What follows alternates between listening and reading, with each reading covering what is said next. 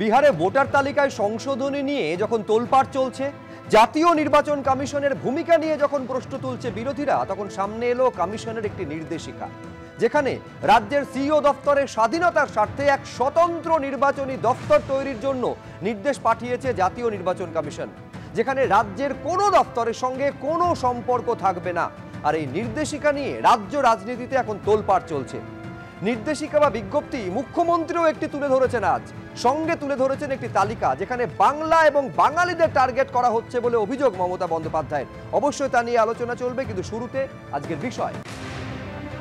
অবাধ ভোটের জন্য স্বতন্ত্র নির্বাচনী দপ্তর তৈরির নির্দেশ, মুখ্য সচিবকে চিঠি নির্বাচন কমিশনের। স্পষ্ট বলা হয়েছে, লক্ষ্য ভোট যাতে সুষ্ঠু এবং অবাধ হয়, সেই জন্য এই নির্দেশিকা দেওয়া হয়েছে জাতীয় নির্বাচন কমিশনের তরফে। বাংলাভাষীদের বাংলাদেশি বলে হেনস্থা করা হচ্ছে, হরিয়ানায় আটক 30 জন পরিযায়ী শ্রমিক। আর এই নিয়ে আজকে সাংবাদিকদের মুখোমুখি হয়েছিলেন নবান্ন থেকে মুখ্যমন্ত্রী মমতা বন্দ্যোপাধ্যায়। রীতিমতন ক্ষোভ প্রকাশ করেছেন তিনি। বাঙালি অস্মিতায় শান, নেত্রীর হুঙ্কারের পর সংসদের সামনে বিক্ষোভ তৃণমূল কংগ্রেসের। গতকালই 21শে জুলাইয়ের মঞ্চ থেকে দিল্লিতে একেবারে দিল্লি দখলের ডাক দিয়েছিলেন। এখানকার আন্দোলন দিল্লিতে পর্যন্ত হবে বলে তিনি জানিয়েছিলেন। সেই মতন তৃণমূলের সাংসদরা তারা আজকে বিক্ষোভ দেখালেন সংসদ ভবনের সামনে। কিন্তু শুরুতে সব থেকে বেশি চর্চা এই মুহূর্তে যে বিষয়টা নিয়ে হচ্ছে, সেটা হচ্ছে একটা চিঠি বা নির্দেশিকা, যেটা জাতীয় নির্বাচন কমিশনের তরফে এই রাজ্যের মুখ্য সচিবের কাছে এসেছে, যেখানে বলা হয়েছে যে নির্বাচনী দপ্তর, একটা স্বাধীন নির্বাচনী দপ্তর তৈরি করতে হবে। এই স্বাধীন নির্বাচনী দপ্তর চেয়ে মুখ্য সচিবকে চিঠি দেওয়া হয়েছে। এই সেই চিঠির অংশবিশেষ আপনারা এই মুহূর্তে এবিপি আনন্দর পর্দায় দেখতে পাচ্ছেন, যেখানে সিইওর হাতে আর্থিক এবং প্রশাসনিক স্বায়ত্তশাসনের ক্ষমতা এই মুহূর্তে সীমিত রয়েছে বলে অভিযোগ তোলা হয়েছে। স্বরাষ্ট্র দপ্তরের অধীন একটি সংস্থা বলে চিহ্নিত সিইও দপ্তর, এই কথা বলা হয়েছে চিঠিতে। স্বতন্ত্র স্বাধীন একটি পৃথক নির্বাচনী দপ্তর তৈরি করতে হবে বলে নির্দেশিকায় বলা হয়েছে। এই স্বরাষ্ট্র দপ্তরের অধীনে আর থাকবে না এই পৃথক এবং স্বতন্ত্র নির্বাচন দপ্তর, যার সঙ্গে রাজ্যের অন্যান্য দপ্তরের কোনো সম্পর্ক থাকবে না। এই মুহূর্তে সিইও দপ্তর রাজ্যের স্বরাষ্ট্র দপ্তরের অধীন। এইখানে নির্দেশিকায় জাতীয় নির্বাচন কমিশনের তরফে বলা হয়েছে যে স্বাধীন এবং স্বতন্ত্র নির্বাচনী দপ্তর তৈরি করা হবে, তার সঙ্গে রাজ্যের কোনো দপ্তরের সম্পর্ক থাকবে না, সবটা করা হবে অবাধ ভোটের স্বার্থে। এই দপ্তরের স্বাধীন বাজেট পরিচালনার ক্ষমতা থাকবে, অর্থাৎ নতুন যে দপ্তরের কথা বলা হয়েছে, যে প্রস্তাবিত দপ্তরের কথা জাতীয় নির্বাচন কমিশনের তরফে বলা হয়েছে, তার স্বাধীন বাজেট পরিচালনার ক্ষমতা থাকবে। এই দপ্তর স্বায়ত্তশাসন পেলেই নিরপেক্ষ ভোট হওয়া সম্ভব বলা হচ্ছে জাতীয় নির্বাচন কমিশনের তরফে পাঠানো এই চিঠিতে। অবাধ এবং নিরপেক্ষভাবে ভোট পরিচালনা তখনই করা সম্ভব হবে। ইতিমধ্যেই নবান্নে জাতীয় নির্বাচন কমিশনের চিঠি এসে পৌঁছেছে, এমনটা খবর সূত্র মারফত।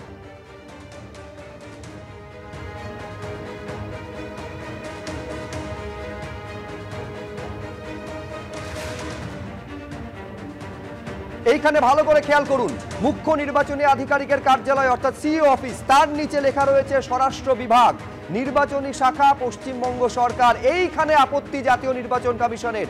স্পষ্ট বলা হয়েছে, কোনো রাজ্যের দপ্তরের সঙ্গে, কোনো ডিপার্টমেন্টের সঙ্গে যোগাযোগ থাকবে না, অর্থাৎ স্বরাষ্ট্র বিভাগের অংশ হবে না নির্বাচনী দপ্তর।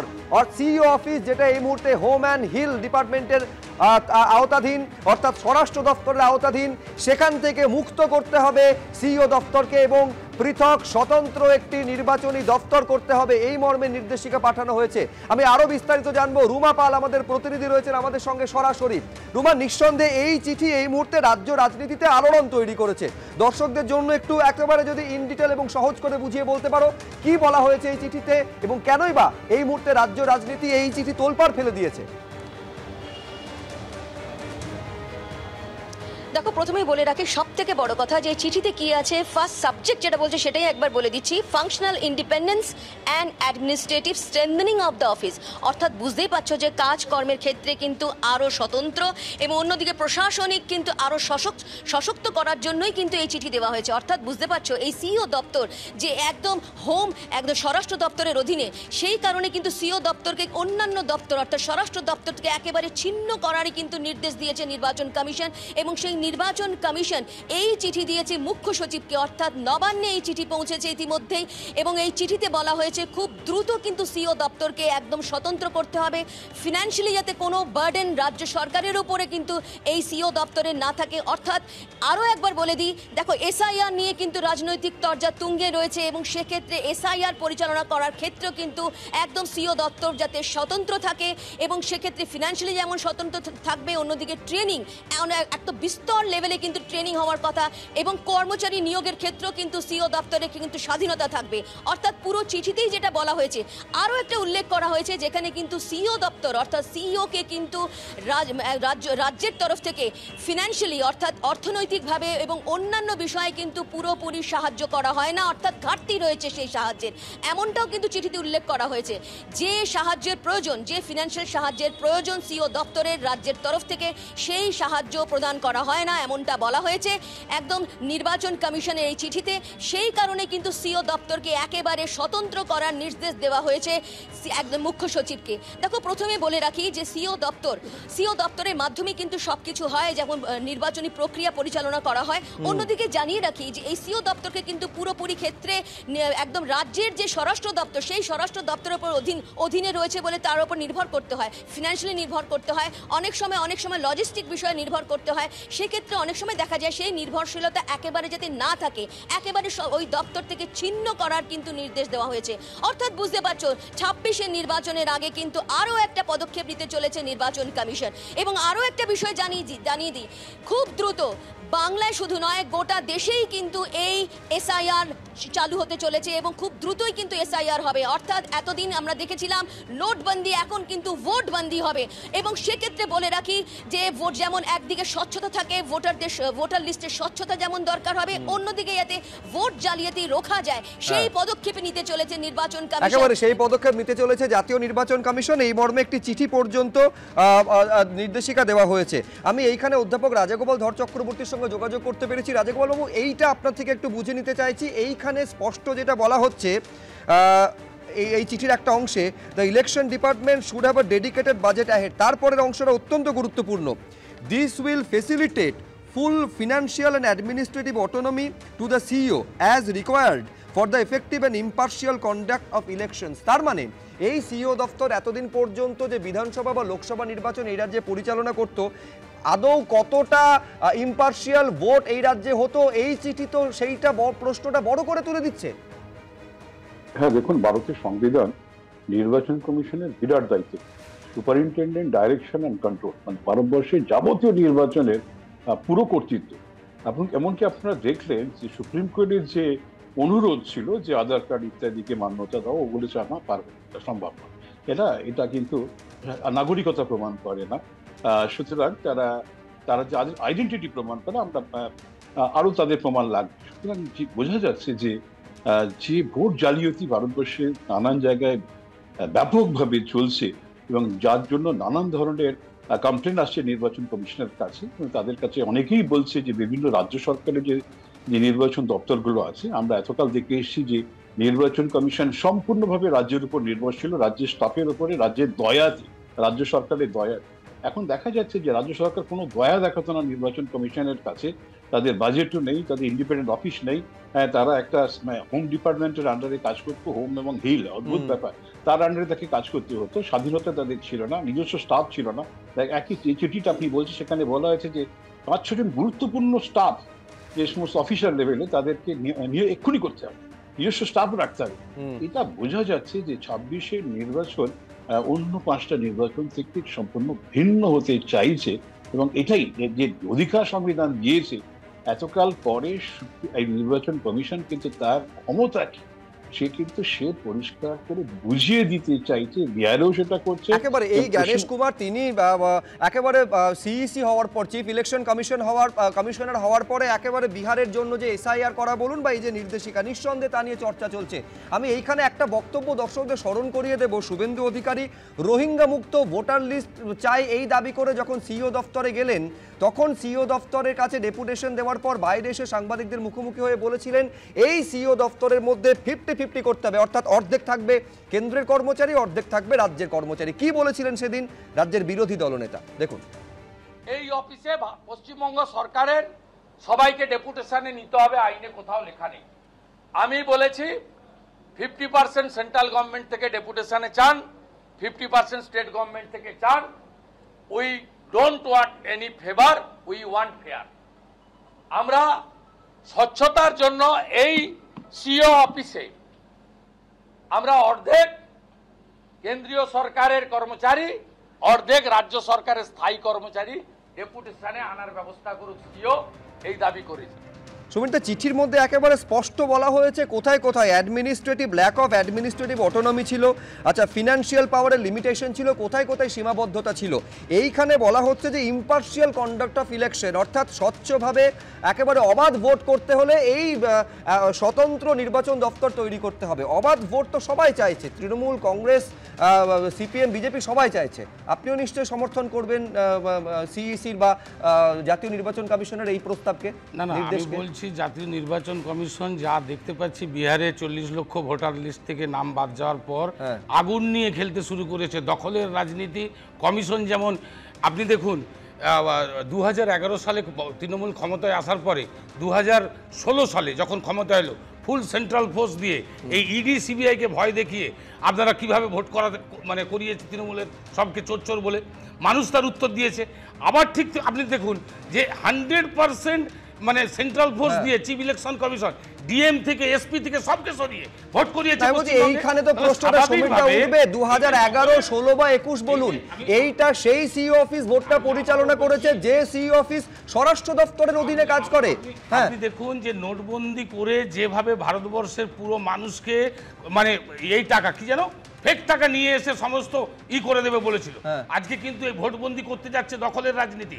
যেমন করে মহারাষ্ট্রে করেছে, যেমন করে দিল্লি করেছে, যেমন করে বিহার করতে চাইছে, এবং সেখানে বাংলা অস্মিতাকে, বাঙালিকে তাড়ানোর জন্য যেভাবে পন্থা নিয়েছে।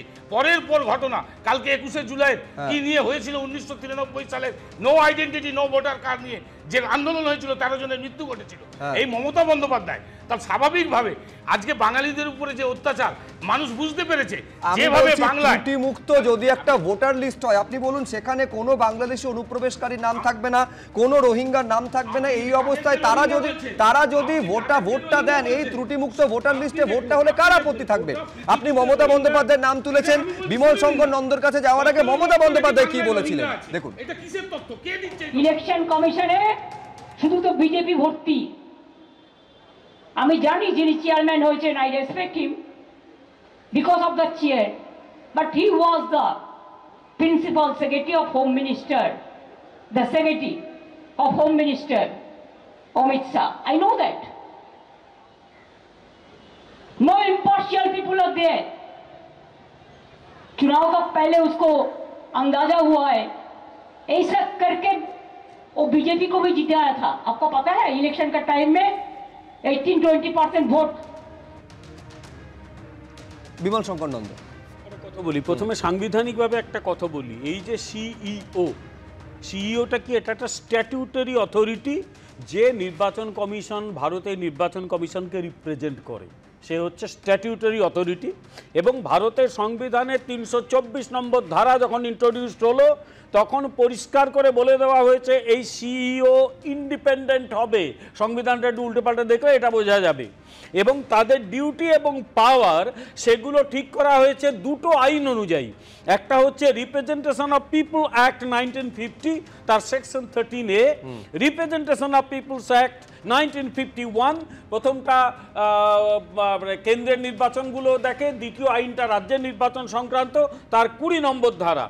এর মূল কাজটা কি, সেটা হচ্ছে supervision and direction of ECI এর অধীনে কাজ করে। Pre election, law and order maintenance, during election, post election. অর্থাৎ সিইও এমন একটা পদ যে নির্বাচনকে অবাধ করতে গেলে ভীষণভাবে দরকার এবং তার ভূমিকা গুরুত্বপূর্ণ। আমরা নাকি 26-এ বাংলা দখলটা বিজেপির লক্ষ্য, তার সঙ্গে এই চিঠির কোনো সম্পর্ক আছে? উত্তরটা দিচ্ছি। বিগত কয়েকটা নির্বাচনে আমরা যেটা বাম আমলে দেখেছিলাম, এ রাজ্যে যে নির্বাচনের পাপগুলো বামেরা বিশেষত সিপিএম ঢুকিয়ে দিয়ে গিয়েছিল, এই সরকারটা অন্তত সেই পাপ মুক্ত বাংলা করবে। দেখা গেল পাপ তো রয়ে গেল, যত দুনিয়ার পাপের বোঝা আমাদের ঘাড়ে চাপিয়ে দিয়েছে এই দলটা, এই সরকারটা।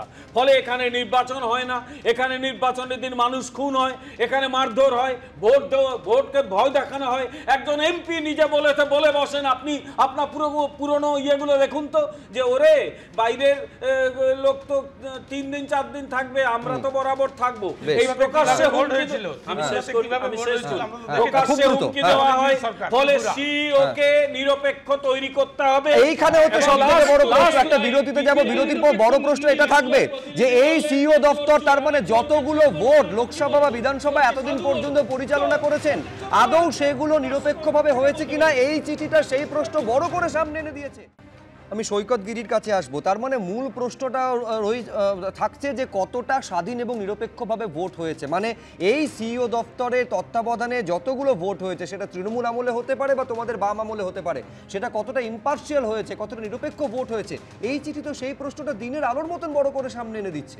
দেখো সুব্রত, এই প্রশ্নটা যেমন এটা প্রশ্ন তুলে দিচ্ছে যে সরকার, রাজ্যের সরকার যার, তার পক্ষে নির্বাচন কমিশন অ্যাক্ট করেছে কিনা। আমরা এই রাজ্যে ভুরি ভুরি উদাহরণ দেখেছি, তৃণমূল তার নিজের মতন করে ভোট করেছে, ঠিক যেমনভাবে ত্রিপুরাতে কিন্তু নির্বাচন কমিশন বিজেপির কথা মতন ভোট করিয়েছে। একদম ব্যাপক ছাপ্পা, ব্যাপক লুট, বিরোধী শূন্য পঞ্চায়েত ভোট, পৌরসভা ভোট, সেই তথ্য প্রমাণ রয়েছে। আমার বক্তব্য অন্য জায়গায়। আজকে এই চিঠিটা পাঠানো হয়েছে, এই চিঠিটা যদি পঞ্চায়েত পুরসভা তো রাজ্য নির্বাচন দপ্তর করে, একদম আমি আপনাকে বলি, রাজ্য নির্বাচন কমিশন বা উপনির্বাচন যা যা ভুরি ভুরি অভিযোগ আসতো নির্বাচন কমিশনের বিরুদ্ধে, তা নিয়ে সেন্ট্রাল নির্বাচন কমিশন নীরব ভূমিকা পালন করতো। আমি অন্য একটা প্রশ্ন, মানে তুমি বলছো যা করতো রাজ্য নির্বাচন কমিশন তাই করেছে সিইও দপ্তর? একদমই। আমি আপনাকে বলছি, এই যে আমি আসল জায়গায় যেতে চাইছিলাম, জ্ঞানেশ কুমার কিভাবে মুখ্য নির্বাচনী পদে তার নিয়োগ হয়েছে। আপনি যদি দেখেন চিফ ইলেকশন কমিশন রিক্রুটমেন্টের ক্ষেত্রে যে 3 জনের কমিটি ছিল, গোটা ভারতবর্ষের কনস্টিটিউশনের নিয়ম অনুযায়ী পরম্পরা ছিল আমাদের যে সুপ্রিম কোর্টের প্রধান বিচারপতি, প্রধানমন্ত্রী এবং বিরোধী দলনেতা নিয়ে 3 জনের কমিটি ঠিক করবে। এই প্রথমবার মোদী সরকার, বিজেপির সরকার আসার পর সেখানে সুপ্রিম কোর্টের প্রধান বিচারপতিকে সরিয়ে ওখানে স্বরাষ্ট্র দপ্তরের দায়িত্বপ্রাপ্ত মন্ত্রী অমিত শাহকে ঢোকানো হয়েছে এবং সেখানেই পরিষ্কার হয়ে যায়। এবং বিরোধী দলনেতা রাহুল গান্ধী প্রকাশ্যে বিরোধিতা করেছিলেন। 19শে ফেব্রুয়ারি সুপ্রিম কোর্টে মামলা ছিল, তার 48 ঘন্টার আগে যখন রায় মামলা আলোচনা হবে সুপ্রিম কোর্টে, তার 48 ঘন্টা আগে মাঝরাত্রে এই জ্ঞানেশ কুমারের নিয়োগ হয়। জ্ঞানেশ কুমারের নিয়োগ নিয়ে একাধিক প্রশ্নচিহ্ন রয়েছে। কাশ্মীরে 370 ধারা নিয়োগ তুলে দেওয়ার ক্ষেত্রে বা সেই বিতর্কেও এর নাম জড়িয়েছিল। আজকে এই চিঠিটা আসলে যুক্তরাষ্ট্রীয় পরিকাঠামোয় আঘাত। আসলে বিজেপি চায় আরএসএস এর যে ভাবনা চিন্তা, নির্বাচনী পরিকাঠামোতে পুরোপুরি একদলীয়করণ, বিজেপির দলীয়করণ, আরএসএস এর ভাবনা চিন্তার একদম অনুপ্রবেশ, বিজেপি লোক ঢোকাবে, তার মতন করে জনসংখ্যা আপনার ভোটার সংশোধনী তালিকা তৈরি হবে এবং সম্পূর্ণটা দিল্লি থেকে অমিত শাহ নিয়ন্ত্রণ করবে। আসলে জ্ঞানেশ কুমার তো একটা মুখোশ, অমিত শাহ, বিজেপি, আরএসএস মারাত্মক অভিযোগ। নিঃসন্দেহে তীব্র আপত্তি জানাচ্ছেন এখান থেকে হাত নেড়ে বিমল শঙ্কর নন্দ। যারা সবেমাত্র টেলিভিশন সেটের সামনে এসেছেন তাদের জন্য আরেকবার বলবো, এই মুহূর্তে রাজ্য রাজনীতি থেকে সব থেকে বেশি চর্চা হচ্ছে একটি চিঠিকে নিয়ে, যে চিঠি একেবারে জাতীয় নির্বাচন কমিশনের তরফে রাজ্যের মুখ্য সচিবের কাছে এসেছে, যেখানে বলা হয়েছে স্বাধীন নির্বাচনী দপ্তর চাওয়া হয়েছে মুখ্য সচিবের কাছে। এই যে চিঠি, যেখানে নির্দেশ দেওয়া হয়েছে যে একেবারে স্বাধীন নির্বাচনী দপ্তর, স্বতঃ নির্বাচনী দপ্তর তৈরি করতে হবে, যেটা রাজ্যের কোনো দপ্তরের সঙ্গে কোনো সম্পর্ক থাকবে না। তার কারণ এখন যে সিইও দপ্তর রয়েছে তার হাতে আর্থিক এবং প্রশাসনিক যে ক্ষমতা রয়েছে সেটা সীমাবদ্ধ রয়েছে। এই অবস্থায় প্রশাসনিক স্বায়ত্তশাসনের দাবি করা হয়েছে এই নির্দেশিকায়। স্বরাষ্ট্র দপ্তরের অধীনে একটি সংস্থা বলে চিহ্নিত করা হয়েছে সিইও দপ্তরকে। স্বতন্ত্র, স্বাধীন এবং পৃথক নির্বাচনী দপ্তর তৈরি করতে হবে, এইখানে চিঠিতে এই কথা বলা হয়েছে। এখন এই চিঠির পেছনে সম্পূর্ণ রাজনীতি খুঁজে পাচ্ছে তৃণমূল কংগ্রেস। তৃণমূলের তরফে তৃণমূলের রাজ্য সাধারণ সম্পাদক কুণাল ঘোষ কি বলছেন একবার দেখুন। আমরা শুধু এখনো পর্যন্ত এইটুকু বলতে পারি যে নানাভাবে তো চেষ্টা করলো বিজেপি, ভোট এলে কেন্দ্রীয় নির্বাচন কমিশন দিয়ে ভোট হবে, কখনো শুনলাম কেন্দ্রীয় বাহিনী দিয়ে ভোট হবে। অ্যাকচুয়ালি ভোটারের উপরই ওনাদের আস্থা নেই, বাংলার মানুষ ওনাদের সঙ্গে নেই, আর বাংলার মানুষের উপরও ওনাদের আস্থা নেই। ওনারা বাংলার মানুষের ক্ষতি, বঞ্চনা, কুৎসা, ভাষা সন্ত্রাস এগুলো করে চলেছেন।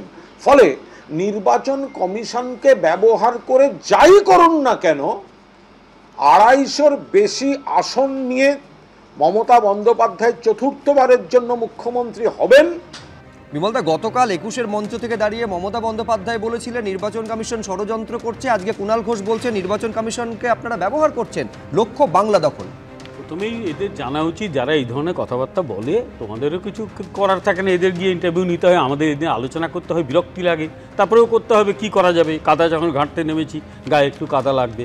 এখন কথা হচ্ছে যে নির্বাচন কমিশন একটি সাংবিধানিক সংস্থা, সংবিধানের বিভিন্ন ধারা অনুযায়ী নির্বাচন কমিশন প্রতিষ্ঠিত হয়েছে এবং তার কাজকর্ম পরিচালিত হয়। নির্বাচন কমিশনের উপর সরকারের যাতে কোনো রকম কন্ট্রোল না থাকে তার জন্য নির্বাচন কমিশনারদের ক্ষমতা থেকে সরাতে গেলে পার্লামেন্টে ইমপিচমেন্ট আনতে এগুলো জানে এরা। ফলে নির্বাচন কমিশনকে এই ধরনের কথা বলে তার অসম্মান করা হয়। দ্বিতীয় কথা হচ্ছে যে নির্বাচন সংক্রান্ত যে আইনটা হয়েছে সেই আইন নিয়ে দীর্ঘ আলোচনার আছে, আপনি অন্য আলোচনা করুন, আমি বলবো, আমি শুধু এটুকু বলবো যে যখনই তৃণমূল কংগ্রেস গলায় ফাঁস চাপে তখনই বামেরা কিভাবে ঝাঁপিয়ে পড়ে একটু আগে সৈকতের কথাই বুঝে গেলাম। যে এখানে যে চুরির মোচ্ছব হচ্ছে যেটা ওরা শুরু করেছিল, সেই মোচ্ছবকে বন্ধ করার কোনো ব্যাপার নেই। কেন্দ্রের হস্তক্ষেপ নিয়ে তাদের বড্ড বেশি মাথার যন্ত্রণা।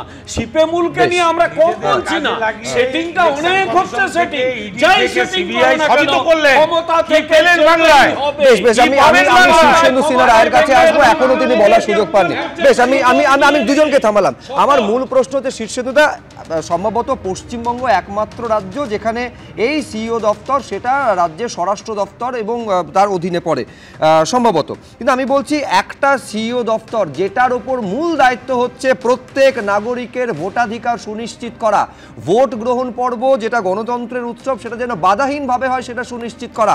এই চিঠির মাধ্যমে যদি সত্যি স্বতন্ত্র এবং স্বায়ত্তশাসন একটা নির্বাচনী দপ্তর পায় এবং এরা সুনিশ্চিত করতে পারে যে নিরপেক্ষ ভোটটা হবে, আপত্তির কি থাকতে পারে? যদি সত্যি নিরপেক্ষ ভোট হয়, সুষ্ঠু ভোট হয় এবং শান্তিপূর্ণ ভোট হয়, তাহলে প্রত্যেক পশ্চিমবঙ্গবাসী দুহাত তুলে আশীর্বাদ করবেন। কারণ শান্তিপূর্ণ ভোট মানে বহুদিন মানুষ দেখতে পায়নি ভোটাররা, সেই ভোটাররা চাইছে যে সুষ্ঠু নিরপেক্ষ ভোট হোক।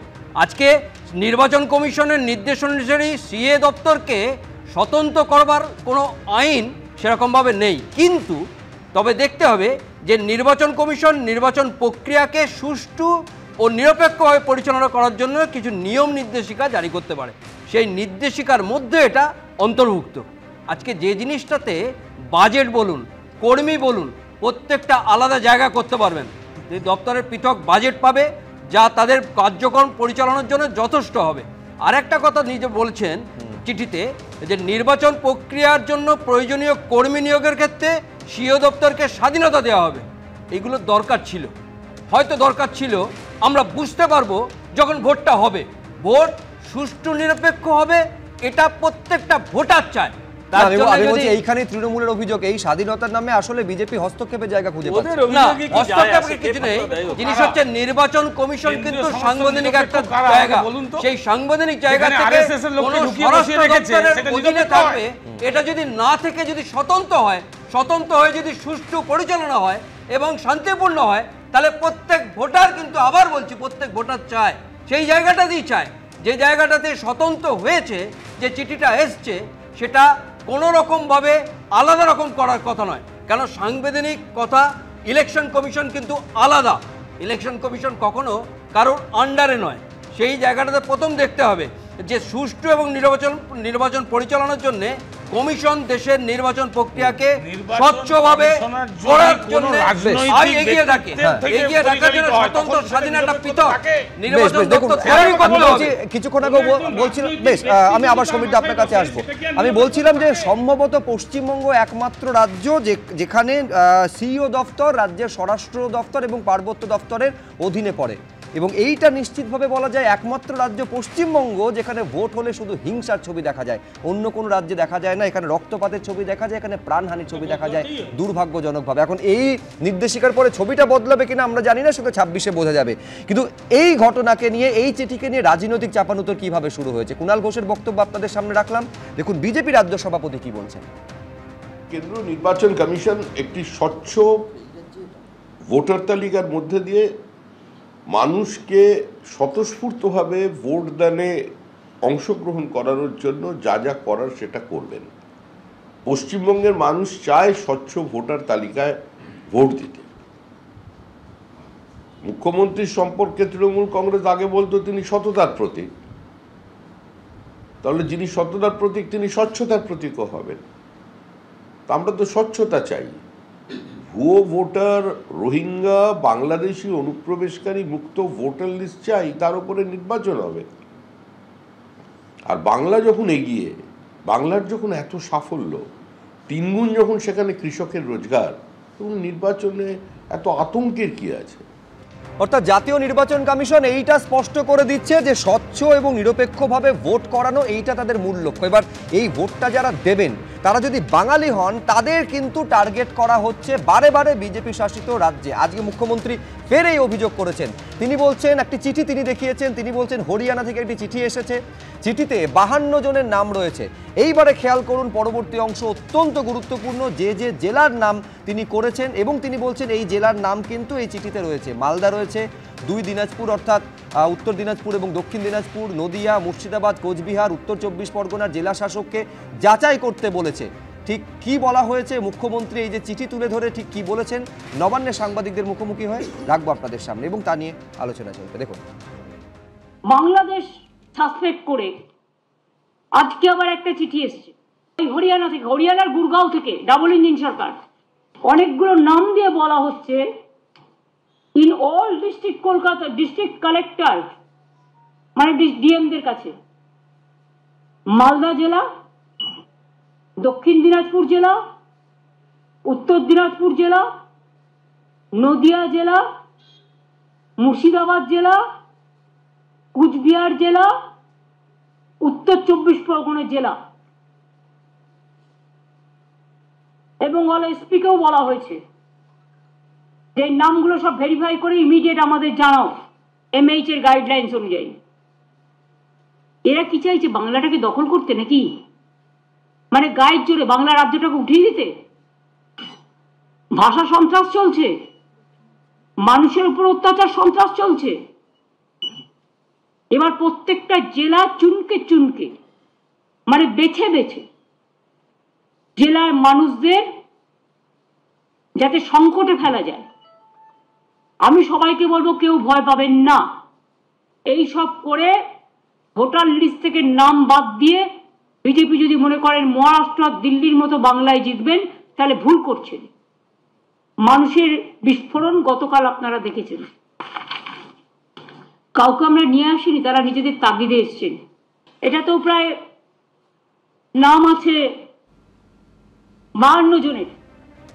আমি এখানে বিমল শঙ্কর নন্দর কাছে আসবো। অত্যন্ত গুরুত্বপূর্ণ বিমলদা, যে 6টা জেলার নাম করেছেন মালদা, 2 দিনাজপুর, নদিয়া, মুর্শিদাবাদ, কোচবিহার, উত্তর 24 পরগনা, এই সমস্ত জেলার জনবিন্যাসের কথাটা কিন্তু মাথায় রাখতে হবে। মুখ্যমন্ত্রী বলছেন বেছে বেছে এই জেলাগুলোকে টার্গেট করা হচ্ছে, বিশেষ কোনো উদ্দেশ্য? একটা কথা বলি, লাস্ট লাইনটা আগে বলি। গতকাল কেমন জনবিস্ফোরণ হয়েছে আমরা দেখেছি, বিভিন্ন জায়গায় 26 টাকার পাউচ সমেত কি নাচ গান হয়েছে, এটা বিভিন্ন টেলিভিশন চ্যানেলে আমরা দেখেছি। সুতরাং কালকে এটা নিয়ে আর আলোচনা করবো না, শহীদ দিবস উদযাপন হয়েছে। আমার কথা হচ্ছে যে যখন একটা চিঠি এসেছে, নিশ্চয়ই কোনো কিছু ইনফরমেশনের ভিত্তিতে একটা রাজ্য সরকারের কর্তা ব্যক্তিরা অন্য রাজ্য সরকারের কাছে চিঠি পাঠান। This is the protocol. তখন কি করতে হয়, যা রিকোয়েস্ট করে যে বাপু এদের সম্পর্কে খোঁজ খবর নিয়ে আমাদের অবিলম্বে জানাও, তো সেখানে ডিএমদের বলতে হবে যে তুমি খোঁজ খবর নাও, খোঁজ খবর নিয়ে প্রমাণ সমেত জিনিসগুলো পাঠাবে। তারা যদি সত্যিকারের এদেশের নাগরিক হয়ে থাকে তারা মুক্ত হয়ে যাবে, তাদের কোনো অসুবিধা থাকবে না। আজকে আমাকে যদি জিজ্ঞেস করি যে আপনি আপনার এই যে দেশের নাগরিক প্রমাণ করুন, আমি হাসি মুখে প্রশ্নটা হচ্ছে আপনাকে শুধু জিজ্ঞেস করে, বিষয়টা হচ্ছে যে বেছে বেছে একেবারে সেই সমস্ত জেলাগুলোকে বাঁচা হচ্ছে যেখানে সংখ্যালঘুদের সংখ্যাটা হচ্ছে বেশি, মূলত সংখ্যালঘু অধ্যুষিত জেলাগুলোকে বাঁচা হচ্ছে। আমার কথা হচ্ছে যে অভিযোগটা আগেও করা ছিল এবং যে অভিযোগ করে 2005 সালে উনি লোকসভা থেকে পদত্যাগ করেছিলেন যে সিপিএম এখানে ভোটার লিস্টে 1 কোটি বাংলাদেশি ভোটার ঢুকিয়েছে, সেটা তার দরকার প্রয়োজন শেষ করি, তার প্রয়োজন ছিল দূর করা, উনি করেননি, আরো বেশি তার বাংলাদেশি ইনফিল্ট্রেটর ঢুকিয়েছে, খুঁজে বার করে না। আমি বলছি পদত্যাগ করতে চেয়েছিলেন, পদত্যাগ করেননি, তিনি যখন কাগজ ছোড়ার কথাটা আপনি সম্ভবত বলতে, বেশ বেশ বেশ, হ্যাঁ সেটা গৃহীত হয়নি, কিন্তু তারপরে আমি দর্শককে দেখাতে চাইবো একটা বিষয় শুধু নয়, এর পাশাপাশি বিজেপি শাসিত হরিয়ানায় বাঙালি পরিযায়ী শ্রমিকরা আটকে রয়েছেন। এইটা হচ্ছে সেই ছবি, একেবারে সেই পরিবারের সদস্যরা দেখতে পাচ্ছেন কান্নায় ভেঙে পড়েছেন। তাদের বক্তব্য হচ্ছে যাবতীয় বৈধ নথি থাকা সত্ত্বেও তাদের আটকে রাখা হয়েছে। পাশে আছি, আমরা হচ্ছে মালদা জেলার মানে গরিব শ্রমিক মানুষ আর কি। আমরা বিদেশে যাই খাটার জন্য, দিল্লিতে গেছিল আমার একটা ভাই খাটতে, তো তারা নাকি বাংলা কথা বলার জন্য পুলিশে ধরে নিয়ে গেছে। এখন কি কারণে নিয়ে গেছে কোনো দোষ তো করেনি। অপরাধ হচ্ছে যে বাংলা কথা, ওইটাই হয়েছে সব থেকে মারাত্মক অপরাধ, বাংলা কথা বলাটা। আমরা চাইছি যে যেন আমার ভাইটা ঘুরে আসে, ফিরে আসে, এটাই চাইছি সব থেকে ভালো হবে। অভিযোগ, আমার কাকুকে রবিবারের দিন আমার কাকু রুমে বসেছিল, তারপরে পুলিশের গাড়ি এসে রুমে ঢুকে গেছে, ঢুকে বলছে আমার কাকুকে চলো তোমাকে যেতে হবে এখান থেকে। তো বলছে, আমার কাকু বলছে আধার কার্ড দেখাও আগে। আমার কাকু বলছে আধার কার্ডটা দেখালো, দেখার পরে বলছে তুমি গাড়িতে উঠো। গাড়ি থেকে পুলিশ ধরে নিয়ে চলে গেল। আবার বলছে যে যা দেখার ওখানেই দেখবো, থানায় দেখবো, এখানে না, আধা ঘন্টার মধ্যে ওখানে ছেড়ে দেবো। কিছু অপরাধ তো খুঁজে পাচ্ছি না, কি জন্য নিয়ে গেল। কি অপরাধ আপনার কাকু? আমার কাকুর অপরাধ এই বাংলা কথা বলেছে, তার জন্য আমরা চাইছি যেন আমার কাকু ভালো ভালো যেন ফিরে আসে, আর সারা দেশ যেন শান্তিতে থাকে। না, আমি বলছি পরিযায়ী শ্রমিক রাজাগোপাল বাবু, আপনি মানবেন যে কাজের সন্ধানে বা একটু বেশি রোজগারের আশায় বিভিন্ন রাজ্যে, শুধু এ রাজ্যের মানুষ অন্য রাজ্যে যাচ্ছেন এমনটা কেন, অন্য রাজ্যের মানুষ এ রাজ্যে আসছেন, এটা খুব স্বাভাবিক ছবি আমাদের এই দেশে। সেইখানে যাবতীয় বৈধ পরিচয়পত্র থাকা সত্ত্বেও বলছেন ভোটার কার্ড, আধার কার্ড সব দেখাচ্ছি, তাও আমাদের আটকে রেখে দিয়েছে যে আমাদের বাংলা ভাষায় যেহেতু কথা বলছি তাই আমাদের বাংলাদেশি দেগে দেওয়া হচ্ছে। না, দেখুন এটা তো অন্যায় যদি করা হয়ে থাকে, যেটা বলছেন উনি যে বাংলা ভাষায় কথা বলার জন্যই আটকাচ্ছে। ভেরিফিকেশন করতেই পারে, একটা রাজ্যের মানুষ অন্য রাজ্যে গেলে বাঙালি টুরিস্ট তো সারা ভারতবর্ষে রয়েছে, বাঙালি টুরিস্ট ছাড়া তো কারোর কোনো রাজ্যই চলবে না। সুতরাং এই বাংলা ভাষা বলাটা অপরাধ অন্য রাজ্যে, সেটা কতটা সত্যি আমি জানি না, কিন্তু পরিযায়ী শ্রমিকদের ক্ষেত্রে যদি হয়ে থাকে, তাদের যদি কেউ মনে করে থাকে যে এরা বাংলাদেশি কিনা, পশ্চিমবঙ্গ সরকারের কাছে চিঠি লিখতেই পারে যে এরা জানাও এরা তোমাদের বৈধ নাগরিক কিনা। এটা লেখার মধ্যে কোনো অপরাধ কেউ কিছু করেনি, কিন্তু যেটা উনি বলছেন বাংলা ভাষা বলার জন্য ওনাকে ধরে নিয়ে যাওয়া হয়েছে, থানায় নিয়ে যাওয়া হয়েছে, আধার কার্ডও হবে না, সেটা অন্যায়, সেটা কিন্তু করা যায় না। বাংলা ভাষা বলার জন্য যদি করা হয়ে থাকে আমি ধিক্কার জানাই, এবং তাদের যদি আদেশ করে থাকে ছেড়ে দেওয়া উচিত, এবং তাদের যে বৈধতা আছে সেটা কিন্তু তাদের দেখানো দরকার। এবং তাদেরকে যারা এমপ্লয় করেছে তারা তো নিশ্চয়ই এমপ্লয় করার আগে, চাকরি দেওয়ার আগে, কাজ দেওয়ার আগে নিশ্চয়ই যাচাই করে নিয়েছে এরা দেশের নাগরিক কিনা, এবং তাদের কি ভেরিফাই, তাদের কি জিজ্ঞেস করা উচিত কোত্থেকে তোমরা এই লোকটাকে পেয়ে। সুতরাং এই লোকটাকে অযথা দরিদ্র মানুষদের, গরিব মানুষ, প্রান্তিক মানুষদের হয়রানি করা সঠিক কাজ হচ্ছে না, কিন্তু ভেরিফিকেশনটা অত্যন্ত জরুরি। নিশ্চয়ই ভেরিফিকেশনটা জরুরি, কিন্তু আমি এইখানে দেখাতে চাইবো আমার বাকি অতিথিদের কাছে আসার আগে, এইটা শুধু দুটো ঘটনা দেখালাম এমনটা নয়। অসমের ফরেনার্স ট্রাইব্যুনালের তরফে এনআরসি নোটিশ ধরানো হয়েছিল যে উত্তম কুমার ব্রজবাসীকে গতকাল 21শে জুলাইয়ের মঞ্চে মমতা বন্দ্যোপাধ্যায় তাকে হাজির করেছিলেন। আজকে মমতা বন্দ্যোপাধ্যায় বলছেন যে কোচবিহারের পর এবার আলিপুরদুয়ারের ফালাকাটার একজনকে একই রকমভাবে নোটিশ ধরানো হয়েছে, ওই একই অসমের ফরেনার্স ট্রাইব্যুনালের তরফে। ফের এখতিয়ার নিয়ে প্রশ্ন তুলেছেন মমতা বন্দ্যোপাধ্যায়, কোন এখতিয়ারে বাংলার একজন বৈধ নাগরিককে পাশের অসম রাজ্যের সরকার তারা এইভাবে নোটিশ ধরাতে পারে? কি বলেছেন মুখ্যমন্ত্রী দেখাবো বিরতিতে যেতে যেতে। দেখুন, কালকেও আলিপুরদুয়ারের একজনের কাছে, এও তপশিলি সম্ভবত, অঞ্জলিশীল নিত্যশীল স্বামী, ফালাকাটা, কিন্তু চিঠিটা গেছে কুচবিহারে, ভুল করে আলিপুরদুয়ারে, এবং 19 আর 25 তারিখে লিখেছেও পুরোটা আসামি ভাষায়, এবং আসাম গভর্নমেন্ট থেকে। এই দেখুন ফরেনার্স ট্রিব্যুনাল কোকরাঝড়, এখান থেকে চিঠিটা গেছে। বাংলার ব্যাপারে আসাম কি করে হস্তক্ষেপ করে? এটা শুধু আনএথিক্যালি নয়, আনকনস্টিটিউশনাল, ইললিগাল, এবং ওরা কিন্তু সীমারেখা লঙ্ঘন করছেন। আমি ডাবল ইঞ্জিন সরকারকে, বিজেপিকে বলবো, নিজেদের চরকায় তেল দিন। ওখানে তো কালী মন্দিরও ভাঙছেন, দাঙ্গা করছেন, ঘরবাড়ি পুড়িয়ে দিচ্ছেন, মানুষ উচ্ছেদ করছেন, ডিটেনশন ক্যাম্পে সবাইকে রেখে দিয়েছেন, অনেক মানুষের নাম বাতিল করেছেন। এইভাবে যদি মনে করেন আপনারা দেশ চালাবেন, দেশটা কিন্তু বিভক্ত হয়ে যাবে, এবং দেশ যদি একবার বিভক্ত হয়ে যায় তাহলে দেশের শক্ত কাঠামোটা নষ্ট হয়ে যাবে। এটা আমরা কেউ চাই না। আমরা চাই আমাদের দেশ ঐক্যবদ্ধ, শক্তিশালী থাকুক। বাঙালি আবেগে কিভাবে শান দিচ্ছে তৃণমূল কংগ্রেস এবং আগামী দিনে সেই শান দেওয়াটা কোন জায়গায় নিয়ে যাবে তার একটা ট্রেলার গতকাল 21শে জুলাইয়ের মঞ্চে মুখ্যমন্ত্রী তার বক্তব্যের মাধ্যমে তুলে ধরেছিলেন। একেবারে সেই সুর ধরে আজকে দিল্লিতে দেখা গেল একেবারে বাঙালি হেনস্থার অভিযোগে সংসদের বাইরে বিক্ষোভ। ছবি দেখুন।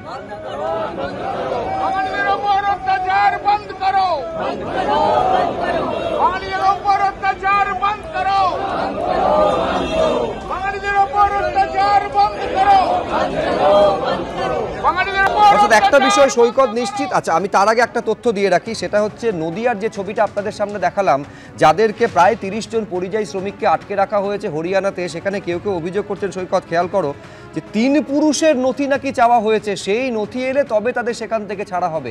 এইখানেই তো মুখ্যমন্ত্রী মমতা বন্দ্যোপাধ্যায় গতকাল যেটা বিজেপির বিরুদ্ধে শুধু সুর তুলেছিলেন এমনটা নয়, সেটাকে জাতীয় স্তরে পর্যন্ত নিয়ে যাচ্ছেন। অর্থাৎ 26-এর আগে এই বাঙালি অস্মিতাকে তার উপর ভর করে একেবারে 26-এর নির্বাচনে বিজেপিকে টেক্কা দিতে চাইছেন, এইটা স্পষ্ট না। দেখো সুব্রত, ব্যাপারটা হচ্ছে বিজেপি তার নির্বাচনী এজেন্ডায় আরএসএস এর ইডিওলজি অনুযায়ী গণতন্ত্রের যে সমস্ত সেফটি ভাল্ভ, বিচার ব্যবস্থা বলো বা সংবিধান প্রদত্ত স্বশাসিত সংস্থা বলো, নির্বাচনী ব্যবস্থা বলো, সবটা নিজেদের করায়ত্ত করতে চাইছে তাদের ঘোষিত নীতি অনুযায়ী। এই গত কিছুদিন আগে জগদীপ ধনখড় ভোপালে একটি সভাতে পরিষ্কারভাবে বিচারপতিদের সমস্ত নিরপেক্ষতার জায়গা নিয়ে প্রশ্নচিহ্ন তুলে দিয়েছেন, সুপ্রিম কোর্টের বিচার ব্যবস্থা নিয়েও প্রশ্ন তুলেছেন। অতএব বিজেপিকে নিয়ে আমার কিছু বলার নেই। দ্বিতীয়ত, তৃণমূল কংগ্রেস মমতা বন্দ্যোপাধ্যায় আজকে যে কথাগুলো বলছেন, 2003 সালে এই নাগরিকত্ব সংশোধনী বিল যখন বাজপেয়ী সরকারের সময় পাস করানো হয়, এনআরসি ব্লুপ্রিন্ট তৈরি করা হয়, তখন মমতা বন্দ্যোপাধ্যায় সেই সরকারের মন্ত্রিসভার পার্ট ছিলেন। আজকে বাঙালি আবেগে শান দিচ্ছেন, বাঙালি সেন্টিমেন্ট নিয়ে রাজনীতি করছেন।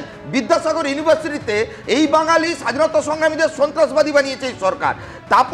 দাড়িভিটে তাপস রাজেশদের বাংলা শিক্ষকের দাবিতে আন্দোলন করার জন্য গুলি চালিয়ে খুন করা হয়েছে।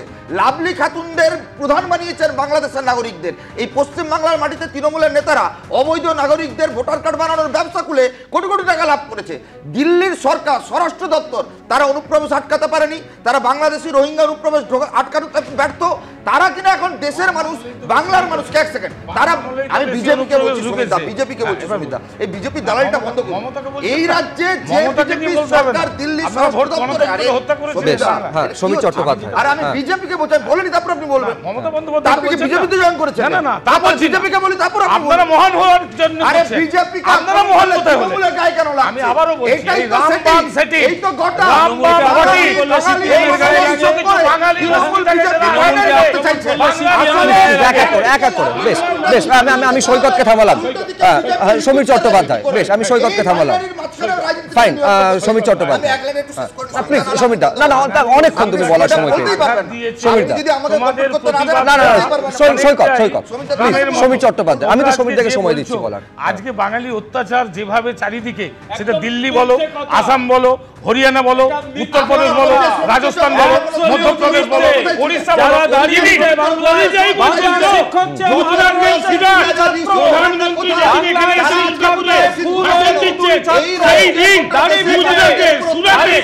ব্যবসায়ী বাঙালি ব্যবসায়ী বাংলা হচ্ছে, ওরা বাংলায় শিক্ষক চেয়েছিল। বেশ বেশ, আমি এখানে রাজাগোপাল প্লিজ আমি সবাইকে থামালাম। আমি রাজাগোপাল ধর চক্রবর্তীর কাছে আসবো। আপনি যদি ধারাবাহিকভাবে 2011 অনওয়ার্ড যাবতীয় বিধানসভা নির্বাচনগুলো দেখেন, প্রচুর একেবারে সারদা থেকে শুরু করে একের পর এক দুর্নীতির অভিযোগ পরপর এসেছে। কখনো সেটা এজেন্সিকে ব্যবহার করার পাল্টাও একটা কাউন্টার ন্যারেটিভ তৈরি করা হয়েছে তৃণমূল কংগ্রেসের তরফে, কখনো কেন্দ্রীয় বঞ্চনা, কখনো বাঙালি অস্মিতা। ধারাবাহিকভাবে এই সমস্ত কাউন্টার ন্যারেটিভে কিন্তু সাফল্য পেয়েছে তৃণমূল কংগ্রেস। কোথাও এই যাবতীয় অভিযোগকে কাউন্টার করার জন্য যেভাবে বাঙালি অস্মিতাকে সামনে আনা হচ্ছে তৃণমূলের তরফে, 26-এ ডিভিডেন্ড পাবে বলে মনে হচ্ছে? দেখুন, মানে বাঙালি কি আর সেই বাঙালি আছে এটা ভাবতে হবে। এখন বাংলায় কিন্তু আমরা অবাঙালি নেই, ব্যাপক সংখ্যক অবাঙালিরা রয়েছে। সুতরাং বাঙালি কি ঐক্য সেভাবে আছে, সেভাবে ধরা পড়ে। বাঙালিটা সংস্কৃতি সবকিছুই ভুলতে বসেছে। এই জায়গায় দাঁড়িয়ে আপনি যেভাবে বাঙালি অস্মিতাকে ধরে তুলতে চাইছেন, সেটা কিন্তু একেবারে শিক্ষা থেকে যাওয়া উচিত ছিল, সেখানে যাওয়া হয়নি। সুতরাং হ্যাঁ, কোথায় বাংলাদেশিরা ধরা পড়ছে, তাদেরকে বাঙালির অসম্মান হিসেবে যদি ট্রিট করা হয়, তাহলে কিন্তু আপনি বাঙালি অস্মিতা জাগাতে পারেন। আপনাকে বুঝতে হবে বাঙালি মানে পশ্চিম বাঙালি, বাঙালি মানে বাংলা ভাষাটা বাংলাদেশিরা বলে, আমরাও বলি। সুতরাং বাংলাভাষী বলে গুলিয়ে ফেলাটা কোনো সময় নেই। সুতরাং বাংলাভাষী বাংলাদেশিরা, সেখানে কিন্তু ভারতীয়রা এবং সেখানকার সংখ্যালঘুরা নির্যাতিত হয়, সবাই আমরা জানি। এই জায়গায় দাঁড়িয়ে আপনাকে পশ্চিম বাংলার অধিবাসী কিনা, ডোমিসাইল সিটি নাগরিক কিনা, সেইগুলো দেখা অত্যন্ত জরুরি। বাংলা ভাষার জন্য এইভাবে সে ব্যগ্রতা, সেটা আমার মনে হয় যে বৈধ কাগজপত্র যদি কোনো মানুষের, কোনো ভারতীয় থাকে, বৈধ কাগজপত্র, ভাষা যাই হোক, তিনি নাগরিকত্ব পাবেন এবং ভোটাধিকার তার থাকবে। এটা যাই হোক, এবং বাংলা বলছি বলে যে বাংলাতে তার অত্যাচার হবে, এটা ঠিক নয়। বৈধ কাগজপত্র প্রথম থাকতে হবে, সে ভোটার কার্ড হোক, আধার কার্ড হোক, যে কোনো কার্ডই হোক। কারণ কমিশন, যে সুপ্রিম কোর্টের যে মামলা চলছে, কমিশন সেখানে বলেছে তাদের একমাত্র লক্ষ্য ভারতের নাগরিক নন এমন ভারতীয় ব্যক্তির নাম তালিকা থেকে বাদ দেওয়া হবে। এটা বারবার বলছেন যে নাগরিকত্ব আইনের 1955 মোতাবেক তাদের এই ক্ষমতা রয়েছে। কমিশনের প্রত্যুত্তরে সুপ্রিম কোর্ট এই মামলার পরবর্তী হচ্ছে 28 জুলাই। সেটাই দেখতে হবে। এরকম যে বৈধ কাগজপত্র প্রত্যেকের নাগরিকের যদি থাকে, তিনি কিন্তু ভারতের নাগরিক। ভাষা যাই হোক, আজকে বাঙালি বলছেন বটে প্রত্যেক জায়গায়। আজকে দেখবেন যে আমি একটা ছোট্ট উদাহরণ দিচ্ছি, উত্তরপাড়া থেকে, হুগলি জেলার উত্তরপাড়া থেকে চন্দননগর অবধি 8টা মিউনিসিপ্যালিটি আছে। তার মধ্যে 7টা মিউনিসিপ্যালিটির চেয়ারম্যান হিন্দিভাষী, একদম হিন্দিভাষী, একদম বাঙালি করছেন, বাঙালি করছেন তো হিন্দিভাষী। সেই আমি একেবারে নিঃসন্দেহে, দেখুন আমাদের বক্তব্যটা পরিষ্কার, সেটা হচ্ছে এই রাজ্যের যারা বৈধ ভোটার, তারা যেন ভোটাধিকারটা পান। পাশাপাশি যারা অনুপ্রবেশ করেছেন, যারা বাংলাদেশে অনুপ্রবেশকারী বা যারা রোহিঙ্গা বলে অভিযোগ, তারা কেন ভোটাধিকার পাবেন, এবং তার যদি ভেরিফিকেশন হয় সেখানে আপত্তির কি থাকতে পারে? এই প্রশ্নটা আমাদের থাকবে, যে ত্রুটিমুক্ত একটা ভোটার লিস্টে 26-এর বিধানসভা ভোটটা যেন হয়।